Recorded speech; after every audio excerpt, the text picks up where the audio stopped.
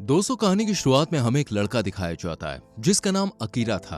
Akira अपने office जा ही रहा होता है कि तभी इसके पीछे कुछ ज़ॉम्बीज पड़ जाते हैं। अकीरा के दिमाग में बस यही बात घूम रही थी कि कहीं वो इनकी वजह से ऑफिस जाने से लेट ना हो जाए। और यही कहानी घूमती है 1 साल पहले, जहां अकीरा को एक बहुत बड़ी कंपनी में काम करने का मौका मिलता है। अकीरा भी इस जॉब से काफी खुश था। जब अकीरा पहले दिन अपने ऑफिस आता है तो इसका स्टाफ बहुत अच्छे से इसका वेलकम करता है। यहाँ कोसुकी नाम का एक शख्स भी होता है जो कि इस कंपनी का चीफ था और अब अकीरा इसी के अंडर में काम करने वाला था। वहीं अकीरा को साउरी नाम की एक एम्प्लॉय भी मिलती है जिसे देखकर अकीरा अपना दिल हार बैठता है। शाम को अकीरा के कोवर्कर्स उसे पार्टी देते हैं और यहाँ पर अकीरा अपने बारे में बताता है कि पहले वो रग्बी खेलता था, यही वजह है कि वो एकदम चुस्त तंदुरुस्त है।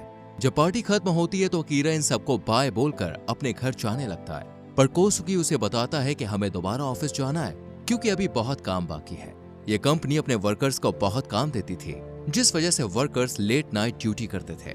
यहाँ अकीरा लगातार 2 दिन और 2 रातें काम करता है और फिर थका हारा अपने घर जाता है। ऐसा अकीरा के साथ काफी दिन तक चलता रहता है। कंपनी में बाकी वर्कर्स तो ऐसे थे कि काम की वजह से अपने घर ही नहीं जाते थे और यहीं अपने सारे काम करते थे। इस कंपनी का चीफ कोसुकी भी बहुत खड़ूस था। वो आए दिन अकीरा की क्लास लगाता रहता था। ऐसे ही एक दिन अकीरा अपने दोस्त से मिलता है जिसका नाम केनिचिरो था। अकीरा की बात सुनने के बाद केनिचिरो उसे सलाह देता है कि तुम इस जॉब को छोड़ दो और अपनी मर्जी से अपनी लाइफ को एंजॉय करो। वहीं केनिचिरो अकीरा को अपने काम के बारे में बताता है और साथ ही कहता है कि मैं एक मॉडल के साथ डेट भी कर रहा हूँ। यानी केनिचिरो की लाइफ बहुत अच्छी चल रही थी।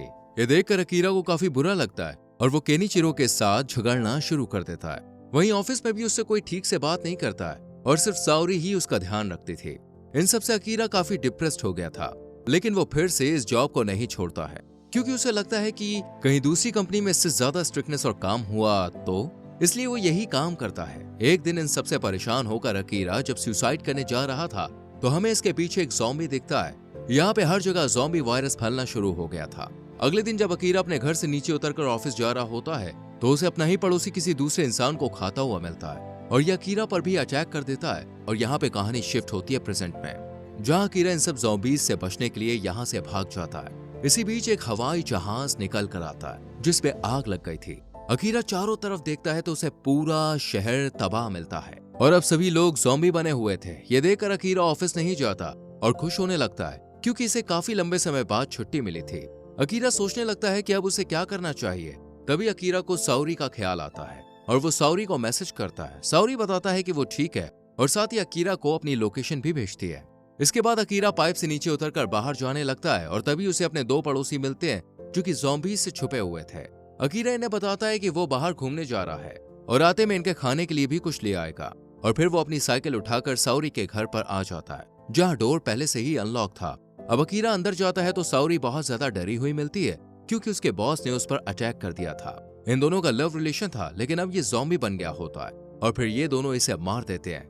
लेकिन यहाँ साउरी को भी इसके बॉस ने काट लिया था, जिस वजह से साउरी धीरे धीरे ज़ॉम्बी बन जाती है और अकीरा पर अटैक कर देती है।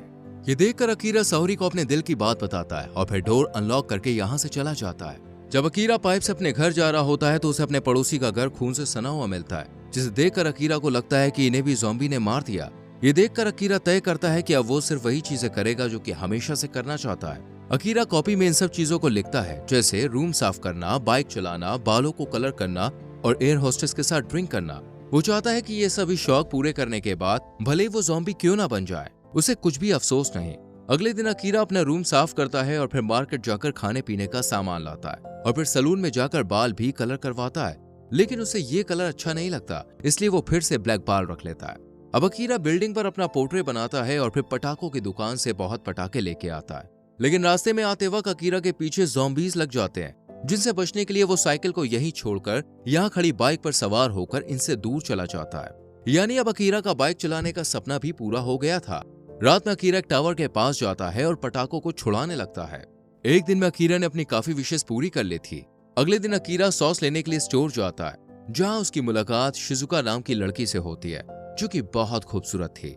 अकीरा जब उससे बात करने की कोशिश करता है तो शिजुका कहती है कि तुम्हें ऐसे वक्त में सिर्फ जरूरी चीजें ही लेनी चाहिए। और तभी बाहर एक आदमी के चीखने की आवाज आने लगती है, जिसे बचाने के लिए अकीरा बाहर जाता है और जो 2 ज़ॉम्बीज होते हैं वो स्टोर में घुस आते हैं। यहाँ शिजुका ही उन दोनों को मार गिराती है। ये देखकर अकीरा कहता है कि क्या हम एक साथ रह सकते हैं। इस पर शिजुका कहती है कि मैं एक लापरवाह इंसान के साथ अपने आप को खतरे में नहीं डाल सकती, और फिर वो यहाँ से चली जाती है। अब शाम को जब अकीरा अपने घर पे होता है तो उसे अपने दोस्त केनिचिरो की याद आती है। अकीरा इसे कॉल करता है, जिस पर हमें पता चलता है कि केनिचिरो एक लव होटल में छुपा हुआ है। अकीरा केनिचिरो से कहता है कि मैं तुम्हें लेने आ रहा हूँ, लेकिन केनिचिरो को इसकी बात पर यकीन नहीं होता। इसके बाद अकीरा बाइक पर इसे लेने चला जाता है। रास्ते में अकीरा को बहुत से ज़ॉम्बीज मिलते हैं, लेकिन अकीरा इनसे बचकर भाग जाता है और फिर एक ब्लूटूथ निकालकर दूर फेंक देता है, जिसकी आवाज की तरफ ज़ॉम्बीज अट्रैक्ट हो जाते हैं। और इधर अकीरा अपने दोस्त से मिलता है। अकीरा केनिचिरो से माफी मांगता है। केनिचिरो भी अकीरा से कुछ कहने ही वाला था कि तभी यहाँ पर ज़ॉम्बीज आ जाते हैं, जिसे अंदर बंद करके ये दोनों छत पर चले जाते हैं और फिर एक 5 स्टार होटल में मजे से पार्टी करते हैं। इसी बीच केनिचिरो को अकीरा की बकेट लिस्ट मिलती है, जिसमें अकीरा ने 100 में से सिर्फ 12 चीजें ही की थी। ये देखकर केनिचिरो हंसने लगता है और अकीरा से कहता है कि अब हम आजाद हैं, जो चाहे वो कर सकते हैं। अकीरा अपनी लिस्ट में सुपर हीरो बनने का ड्रीम और ऐड करता है। अकीरा देखता है कि टोक्यो में ये वायरस बहुत ही तेजी से फैल रहा है, इसलिए वो अपने दोस्त से कहता है कि हमें जल्द ही टोक्यो छोड़ देना चाहिए। साथ ही अकीरा कहता है कि हमें उससे पहले मरीन एक्वेरियम जाना है और वहां से स्पेशल सूट लेना है, जिसमें से शार्क भी हमारा कुछ बिगाड़ नहीं सकते। इसलिए अकीरा भी उस सूट को लाने के लिए कहता है ताकि ज़ॉम्बीज से बच सके। अगले दिन ये दोनों खाने का सामान लेने एक स्टोर में जाते हैं, जिसके बाहर इन्हें एक आरवी खड़ी दिखती है। ये देखकर अकीरा इसमें सफर करने की सोचता है, क्योंकि ये भी उसका एक ड्रीम था। इसी बीच एक बस में आग लग जाती है, जिसमें सवार लोग टोक्यो से बचकर जा रहे थे। ये देखकर अकीरा इन लोगों की हेल्प करता है और इनमें शिजुका और बस ड्राइवर भी होता है। ये सब स्टोर में छुप जाते हैं। यहाँ हमें पता चलता है कि ये सभी अपनी जान बचाने के लिए मरीन एक्वेरियम जा रहे थे, जहाँ अकीरा सूट लेने जाने वाला है। ये सब इसलिए वहां पे जाते हैं क्योंकि वहां ज़ॉम्बीज नहीं आ सकते हैं और वहां बहुत सारी मछलियां भी हैं, जिन्हें खाकर ये अपनी भूख को शांत कर सकते हैं। इसी बीच हमें एक बस ड्राइवर दिखाया जाता है, जिसको ज़ॉम्बीज ने काट लिया था, लेकिन वो इस बात को सबसे छुपाता है। यहाँ पर अकीरा को पता चलता है कि ये दोनों लड़कियां एयर होस्टेस हैं। बस फिर क्या था, अकीरा इनके साथ अपना ड्रिंक का सपना भी पूरा कर लेता है। वहीं केनिचिरो ड्रिंक के दौरान ही इन दोनों को पटा लेता है और यहाँ से लेकर चला जाता है। ये देखकर अकीरा को काफी बुरा लगता है और वो भी शिजुका से बात करने चला जाता है। शिजुका अकीरा से कहती है कि यह सिचुएशन बहुत ही सीरियस है, हमें हर समय सतर्क रहना चाहिए। तभी बस ड्राइवर ज़ॉम्बी बनकर इन पर हमला कर देता है, पर ये दोनों बचकर भाग जाते हैं। वहीं जो केनिचिरो 2 लड़कियों के साथ पार्टी कर रहा था, इन दोनों लड़कियों पर भी ज़ॉम्बी अटैक कर देता है। केनिचिरो और अकीरा तो बचकर बाहर चले जाते हैं, पर शिजुका 3 ज़ॉम्बीज के बीच में फंसी रह जाती है, जिनका ध्यान भटकाने के लिए अकीरा और उसका दोस्त शटर खोलकर पटाखे छुड़ाने लगते हैं और फिर तीनों यहाँ से बचकर एक आरवी में बैठ जाते हैं। अकीरा शिजुका से कहता है कि हम भी एक्वेरियम की तरफ जा रहे हैं, अगर चाहो तो हम तुम्हें वहां तक छोड़ सकते हैं। इस पर शिजुका राजी हो जाती है। अब ये तीनों रास्ते में काफी एंजॉय करते हैं। ये लोग सर्फिंग बोर्ड पर योग करते हैं, पैराग्लाइडिंग करते हैं, साथ ही आखिर में हॉट स्प्रिंग में नहाते भी है। शिजुका को भी इनकी कंपनी काफी पसंद आती है, इसलिए वो नहीं चाहती थी कि अब वो इनसे अलग हो। और फिर कुछ दिनों के बाद ये लोग एक्वेरियम पहुंच जाते हैं, लेकिन तभी रास्ते में कीले बिछी होने की वजह से आरवी का टायर फट जाता है और उनका एक्सीडेंट हो जाता है। अकीरा बेहोश हो गया था और जब वो होश में आता है तो उसे अपने सामने अपना चीफ कोसुगी खड़ा हुआ मिलता है।